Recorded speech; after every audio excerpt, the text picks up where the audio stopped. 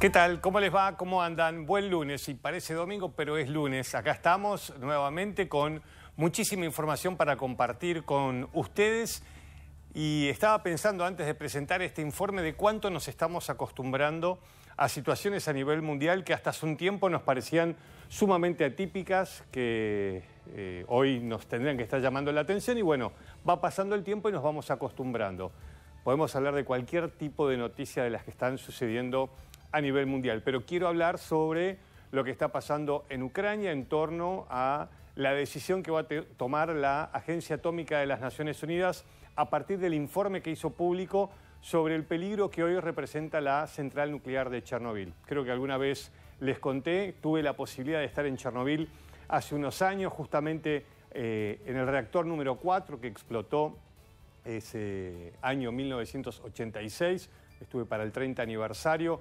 Bueno, obviamente ese domo gigantesco que salió más de 2.000 millones de dólares y que pagaron los europeos, daba una seguridad. Bueno, la Agencia Atómica veremos si en los próximos días viaja a Ucrania o da alguna alternativa, o Europa da alguna alternativa de cómo evitar lo que ya están diciendo que es la fuga radioactiva a partir de un ataque que comenzó en febrero, ¿no? O se dio en febrero contra la central nuclear, que en ese momento nos alarmó. Pasaron todos estos meses hasta que finalmente ahora nos están diciendo que ese domo gigante, altísimo, realmente es impactante, no está cumpliendo la función que debería cumplir por este ataque. Y de lo que parece venimos acostumbrándonos y parecía que no pasaba a mayores, eran los bombardeos y los ataques contra las centrales nucleares.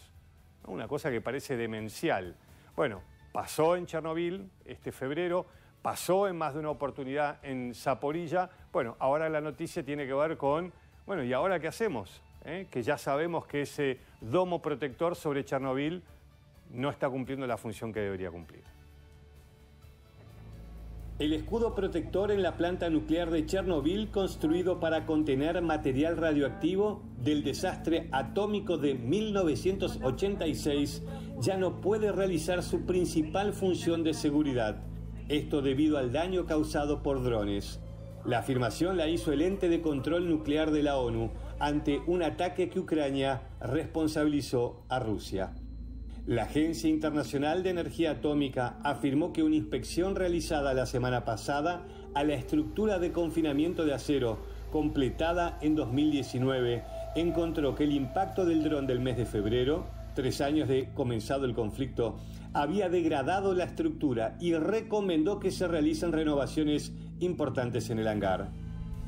La ONU informó el 14 de febrero que las autoridades ucranianas afirmaron que un avión no tripulado con una ojiva altamente explosiva golpeó la planta, provocando un incendio y daño en el revestimiento del protector alrededor del reactor número 4, que fue destruido en el desastre nuclear de 1986.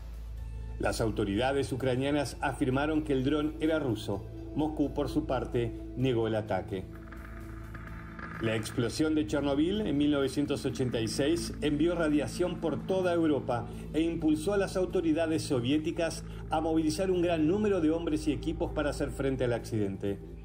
El último reactor en funcionamiento de la central se cerró en el año 2000.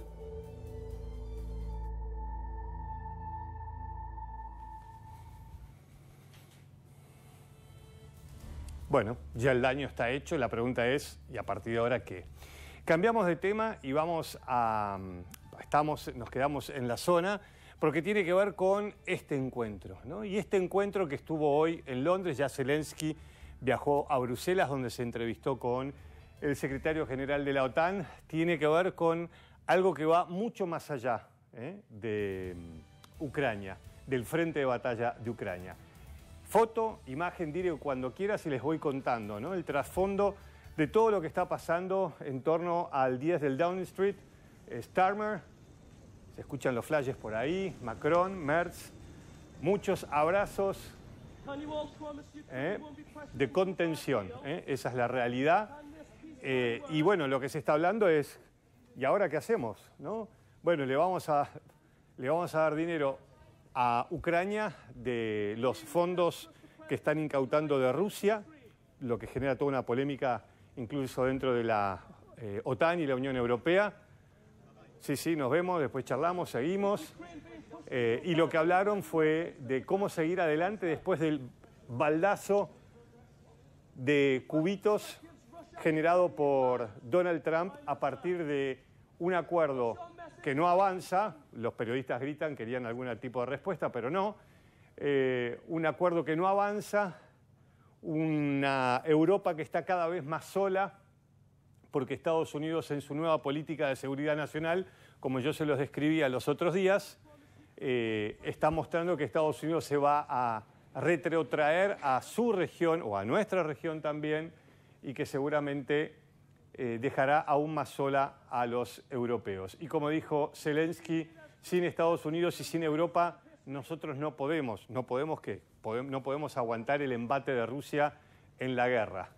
Está todo ok, le hace con el dedito Macron, pero no está todo ok. La verdad es que Europa está cada vez más compleja, cada vez más comprometida, y los tres presidentes que vieron ahí en persona son la punta de lanza de esa nueva alianza europea que verá qué hace a partir de ahora de que Estados Unidos está decidido a dejarlos aún más solos.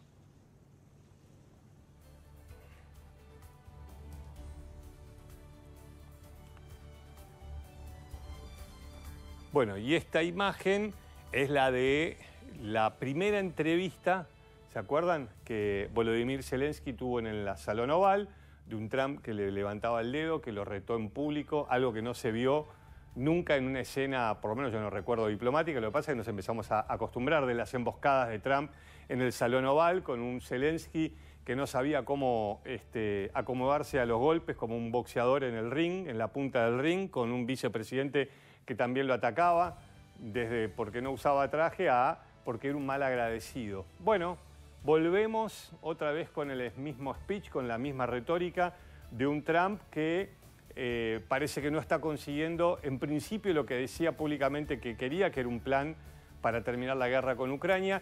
Fue su hijo quien en una cumbre parece estar adelantando lo que podría venir.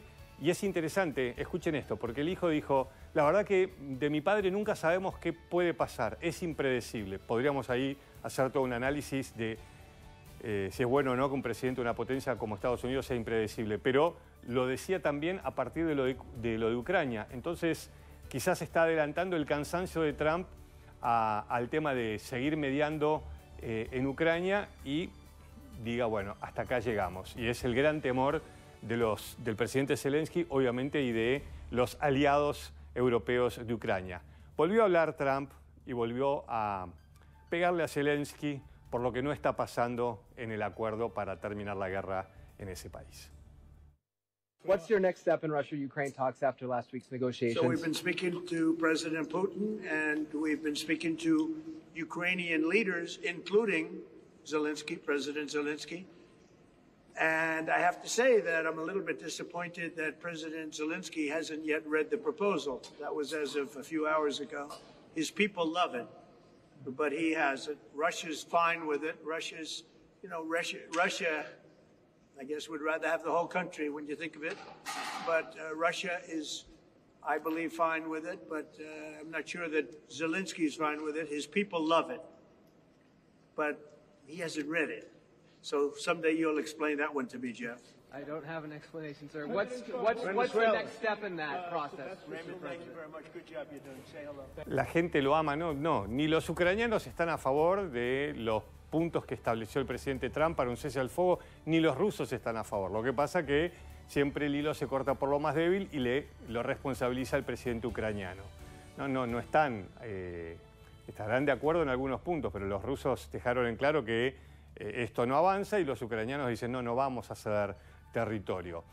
Un testimonio que es cortito, pero que me parece que es clave de cómo están cambiando las cosas en el mundo. ¿Se acuerdan? La semana pasada compartíamos el testimonio de Pistorius, que es el ministro de Defensa alemán, y le decía al Congreso el ministro de Defensa alemán: muchachos, lo de los últimos 80 años se terminó.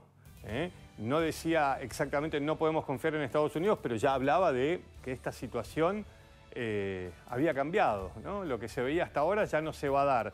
Y en ese marco creo que debería llamar la atención que el vocero del Kremlin diga que ahora está muy de acuerdo con la nueva política de estrategia de seguridad nacional de los Estados Unidos. Escuchémoslo a Peskov. Администрация коренным образом отличается от предыдущих. И, конечно, сейчас президент Трамп силен с точки зрения внутриполитических позиций. И это дает ему возможность корректировать в соответствии со своим видением концепцию. Те корректировки, которые мы видим, я бы сказал, они соответствуют во многом и нашему видению. И, наверное, можно надеяться на то, что это может быть таким скромным залогом того, что удастся конструктивно продолжить совместную работу над поисками мирного урегулирования по Украине, как минимум. Bueno, la imagen final, qué linda, ¿no? Bueno, este es el mundo en el que estamos. Me acuerdo una frase de Donald Rumsfeld, que era un secretario de Defensa de los Estados Unidos. Es el mundo en el que vivimos, le decía un soldado. Si le gusta bien y si no, joróbese, ¿no? Porque ese soldado en ese momento se enojaba porque los chalecos no los cubrían de las balas como debieran. Y hablando de balas, hablando de chalecos, y en este mundo que es el que nos toca, bueno, los soldados ucranianos en el frente de batalla en una de las ciudades que están tratando de contener el avance ruso. En la ciudad de Konstantivinka, en la primera línea del frente, los soldados ucranianos se desplazan desde las redes antidrones hasta las casas bombardeadas, tratando de mantenerse fuera de la vista de los drones rusos. Los soldados constantemente observan el cielo en búsqueda de drones mientras se esconden bajo árboles, cerca de edificios bombardeados y en escondites para evitar ser vistos. El 49 Batallón de Asalto Separado dice que sus unidades se mueven solo a pie para adaptarse a la amenaza de los drones porque los vehículos son un objetivo prioritario. Su tarea es mantener la línea mientras las fuerzas rusas se acercan a la ciudad del Donbass, que alguna vez albergó a 67.000 personas. La ciudad tiene graves cicatrices de meses de ataques con artillería, drones y bombas planeadoras. Розмісом робиться, розбирають помаленьку.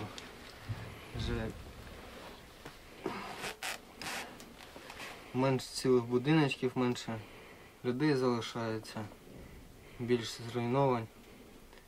Кожного дня все більше і більше прильотів. Як FPV, так арти і всього іншого. Esta ciudad se encuentra a 50 kilómetros al noroeste de Pokrovsk, ciudad que Rusia declaró totalmente capturada la semana pasada. Ucrania lo niega. Ahora la captura de esta ciudad daría a Moscú una plataforma para avanzar hacia el norte, hacia dos ciudades más grandes que aún quedan bajo control de Ucrania.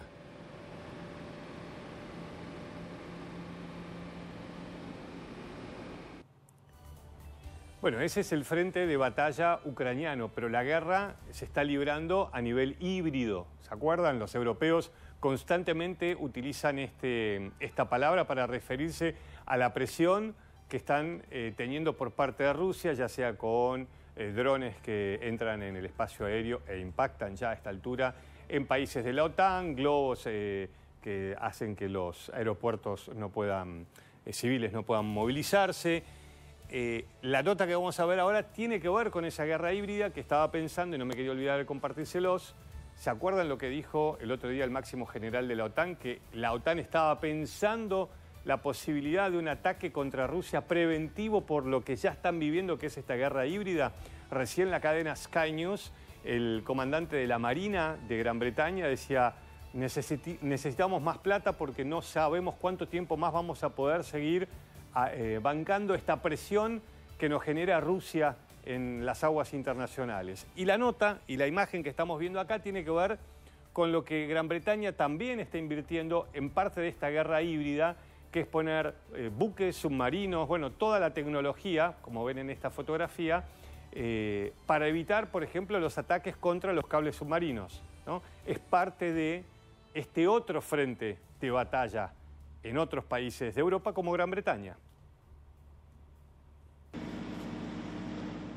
Gran Bretaña anunció que planea integrar buques autónomos e inteligencia artificial con buques de guerra y aviones para mejorar su defensa naval y sus capacidades de caza de submarinos, con el objetivo de proteger los cables y tuberías submarinos de posibles amenazas rusas. El anuncio se produce 4 días después de que el secretario de Defensa británico y su homólogo noruego visitaran la coalición de capacidad marítima para avanzar en los esfuerzos para fortalecer las operaciones navales de Ucrania. El Ministerio de Defensa afirmó que este año se invirtieron millones de libras en el desarrollo y prueba de tecnología de sensores antisubmarinos en el marco del Atlantic Bastion, la iniciativa de la Marina Real para asegurar el Atlántico Norte para Gran Bretaña y sus aliados de la OTAN. Atlantic Bastion contará con barcos, submarinos, aeronaves y embarcaciones no tripuladas conectadas a través de tecnología de detección acústica impulsada por EI e integrantes a una red de objetivos digitales. Because we see, and I called out a few weeks ago, the Russian spy ship Yantar in and out British waters. We know what they were doing. We tracked it every mile of the way. But it is Russia mapping, surveying, and in times of conflict with the capacity to sabotage critical pipes, networks that our country depends on. And if we want to keep ahead of our adversaries, if we want to give our British Navy, with allies like the Norwegians, the edge on the battlefield, the edge on deterrence, then we have to combine the new technology that we saw today to be able to track, to be able to find, and if necessary, to be able to respond to the threats that we may face in the future. El secretario de Defensa británico afirmó que las actividades de los barcos espías rusos en aguas británicas resaltaron la necesidad de tecnología avanzada para rastrear y responder ante futuras amenazas. Mucha más plata, de eso se trata. Bueno, una fotografía impactante que tiene que ver con Sudáfrica, que tiene que ver con las minas de carbón y el doble estándar, ¿no? Por un lado, el país que busca energías alternativas, renovables, para una transición energética, pero por el otro, miles y miles de personas que dicen, bueno, no estamos en esa lista VIP, no nos cuentan a nosotros, necesitamos del carbón para poder subsistir. Todavía no somos parte de la transición energética, por ahora, y necesitamos seguir trabajando en las minas. No se olviden de nosotros. Mientras tanto, dicen, tenemos que seguir trabajando y sacando carbono.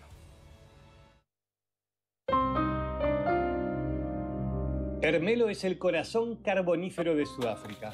Acá, durante décadas, se excavó el combustible que aún alimenta cerca del 80% de la electricidad del país. Y es también acá donde un mundo paralelo intenta sobrevivir.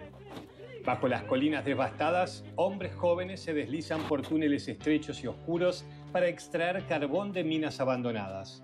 En la penumbra se libra otra batalla por la transición energética, la de quienes temen que el futuro verde los deje atrás, como otras tantas veces sucedió.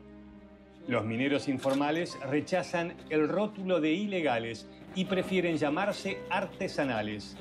Alimentan con su trabajo a comunidades que no pueden pagar la electricidad producida a pocos kilómetros.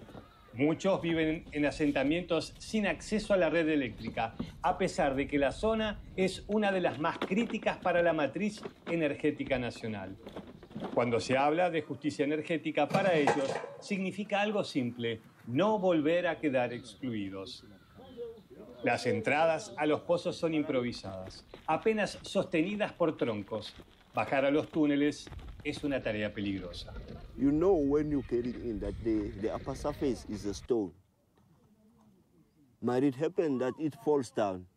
It can kill me. That's what you must face when you get inside.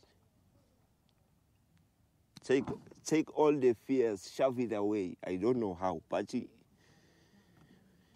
we try. Decenas de jóvenes empujan carretillas con hasta 100 kilos de carbón por pasadizos que serpentean bajo la tierra. Para muchos, esta es la única alternativa en una región con 34% de desempleo, por encima de la media nacional.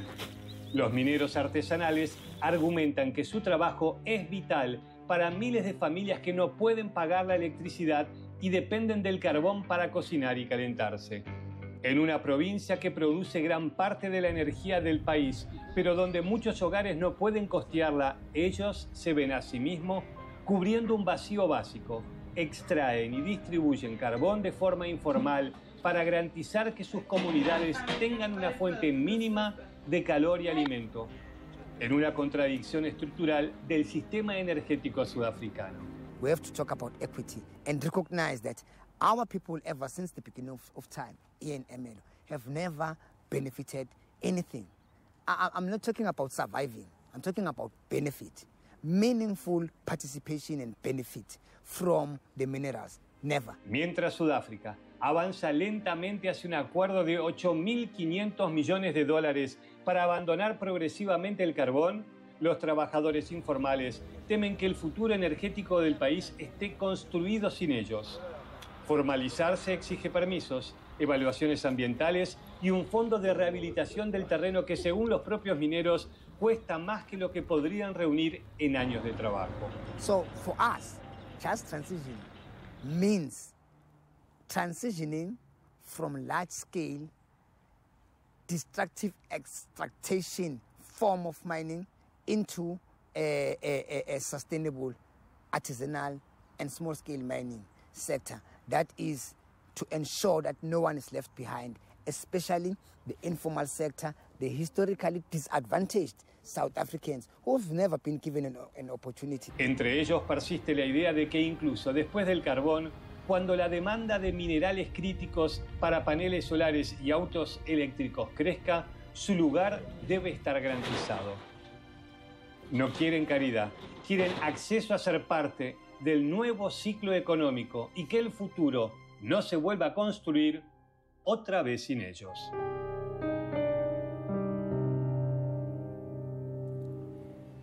Bueno, en unos segundos les voy a presentar la ciudad de Internet. ¿Dónde queda? ¿De qué se trata? Ya les hablo. Antes, unos consejos. Si usted quiere vender sus alhajas de oro, relojes o brillantes, Joyería Antoniazzi paga hasta 330.000 pesos el gramo. Compra a precio internacional y esto le posibilita duplicar el valor del oro. Está en Avenida Alvear, 1539, Antoniazzi, mi joyero de confianza. Vende tus alhajas de oro, relojes y brillantes a la mejor cotización en Joyería Antoniazzi, mis joyeros de confianza. Avenida Alvear, 1539. Antoniazzi Joyeros. Y este verano empieza a sentirse también tus ganas de viajar. Ruta Atlántica ahora sale desde Retiro, tu nuevo punto de partida para llegar a la costa, al Chaco y Corrientes. Compra tus pasajes en los más de 300 puntos de venta o en www.rutaatlántica.com. Empezá la temporada con todo. Tu viaje incluye entradas gratis y descuentos exclusivos. Retiro es tu nueva ruta, Ruta Atlántica, tu mejor viaje. Viajemos para encontrarnos con un ser querido, con una nueva aventura o para encontrarnos con nosotros mismos. Los límites ya no existen, porque viajar te hace bien. Viaja con Ruta Atlántica. Bueno, recién les comentaba, le pueden llamar la ciudad Internet, ¿no? Es una ciudad donde se almacenan los lugares donde están todos los datos, no solamente de Internet de Estados Unidos, sino de varias partes del mundo. Y hay toda una polémica en torno a los recursos que necesita una ciudad como la que ustedes van a ver ahora. La verdad que la imagen es impactante, miren.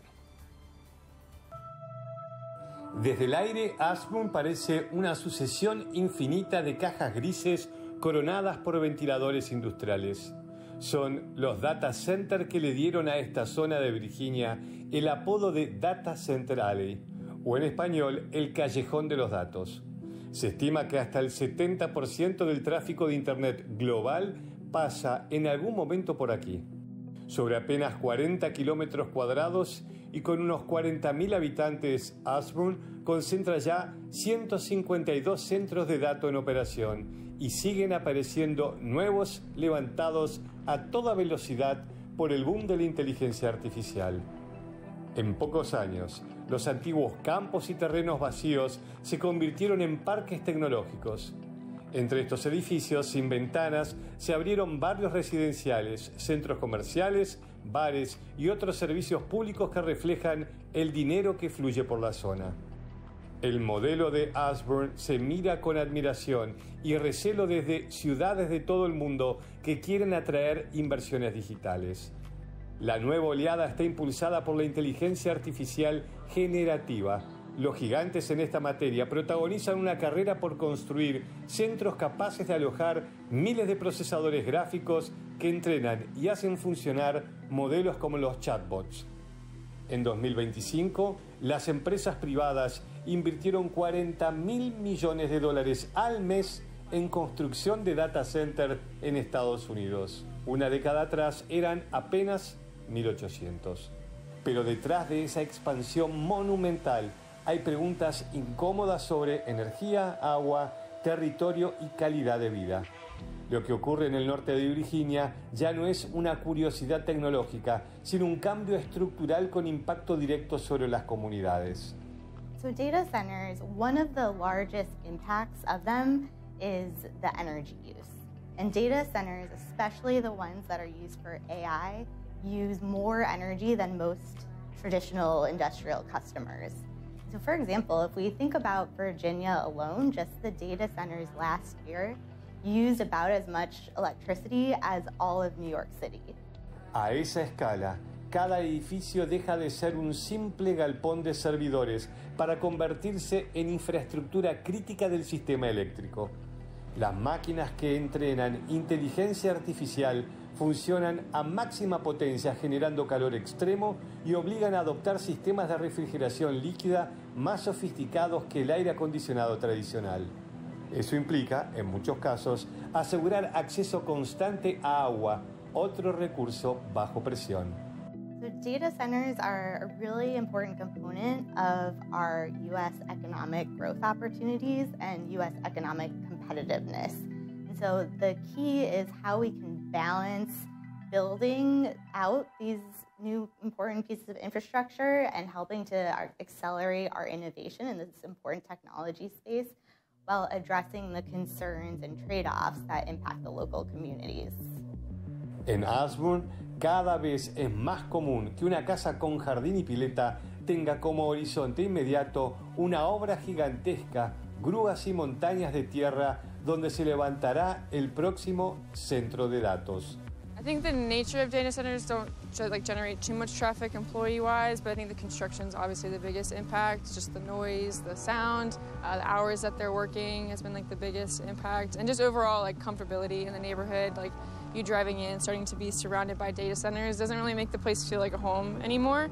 And I think now there's questions or concerns of will this area eventually either be surrounded by data centers, will we get bought out eventually, or there's some talks around that as well.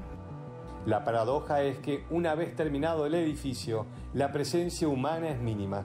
Equipos de mantenimiento reducidos, guardias de seguridad, visitas puntuales de técnicos. La mayor parte del empleo se concentra en la fase de construcción. El beneficio, coinciden los expertos, suele ser más regional, nacional o global que local. Impuestos para el condado, infraestructura de comunicaciones para todo el país, pero poco impacto cotidiano en la vida de los barrios que miran esas paredes ciegas desde su ventana. Del lado de la industria, la estrategia pasa por mostrar que se escuchan las preocupaciones ambientales y que la tecnología puede reducir el impacto hídrico y energético. Some data centers absolutely use water. We look to utilize local gray water in certain circumstances where they were not going to utilize it anyways, and so that's a good marriage in that community. We do a lot of that here today, but then a lot of our future designs don't require liquid. It's a closed loop type of system that's very efficient. I think that's one of the ways that we're avoiding, putting any stress in the local water basin. El trabajo con los municipios se volvió tan importante como el diseño técnico. A las empresas ya no les alcanza comprometer inversiones y recaudación. Los vecinos quieren saber cuánta energía se va a consumir, de dónde saldrá el agua y qué pasará con el paisaje urbano de aquí a 10 años. Ashburn es el caso extremo de este modelo. un lugar donde la nube dejó de ser metáfora y se volvió algo tangible, que hace ruido, ocupa espacio y obliga a una discusión urgente sobre qué significa vivir literalmente con Internet metido en tu propio barrio.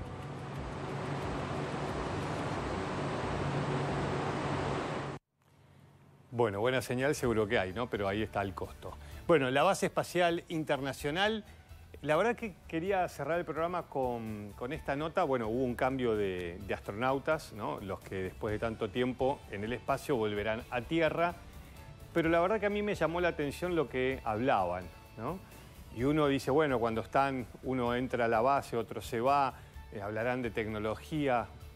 Escuchen la palabra que constantemente los astronautas, o uno de ellos, mencionaba en el discurso de entrada y de despedida.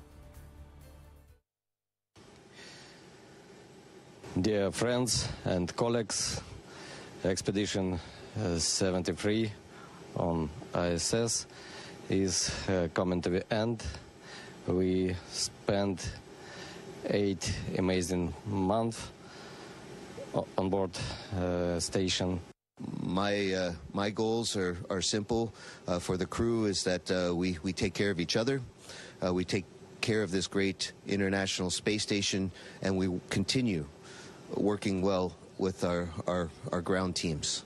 What I think I'm going to remember most is the bond that we shared together. And after having spent 8 months in space, I firmly believe that the greatest quality of an astronaut and a human is not technical competence or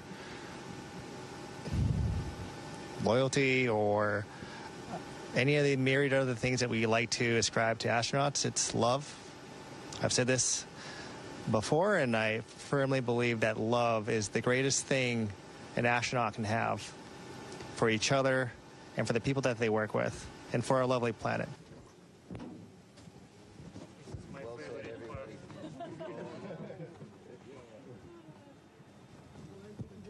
8 meses juntos, amor, ¿no? Amor, ¿no? En medio de tanta guerra, tanto conflicto, lo que vemos todos los días, simplemente amor. Bueno, unos consejos y nos despedimos. Se vienen las lluvias y otra vez las goteras. Ponele caucho goma de Liquitech, creador de caucho goma, la membrana de alto espesor fabricada con neumáticos reciclables. Liquitech caucho goma viene en 3 colores, blanco, negro y gris. Liquitech pinta, sella y dura más. ¿Te cansaste de las membranas que no funcionan? Renová tu techo con caucho goma de Liquitech, el impermeabilizante de alto espesor con caucho granulado. Ponele goma a tu techo. Ponele caucho goma. Liquitech, pinta, sella y dura más. Y si querés vender oro, alhajas, relojes a precio internacional, joyería Ricciardi compra oro 18 quilates hasta 330.000 pesos. Si es una alhaja puede duplicar su precio. Está en Avenida Alvear 1572. Ricciardi, tu joyero de confianza. Para vender bien alhajas, relojes de marca, brillantes y oro, Ricciardi. La mejor cotización al instante. Ricciardi está en Avenida Alvear 1572, Recoleta. Definitivamente Ricciardi es de mi confianza. Bueno, muchísimas gracias por habernos acompañado. Quédense en Canal 26, ya viene 26 Resumen. Si les parece, nos vemos mañana. Gracias.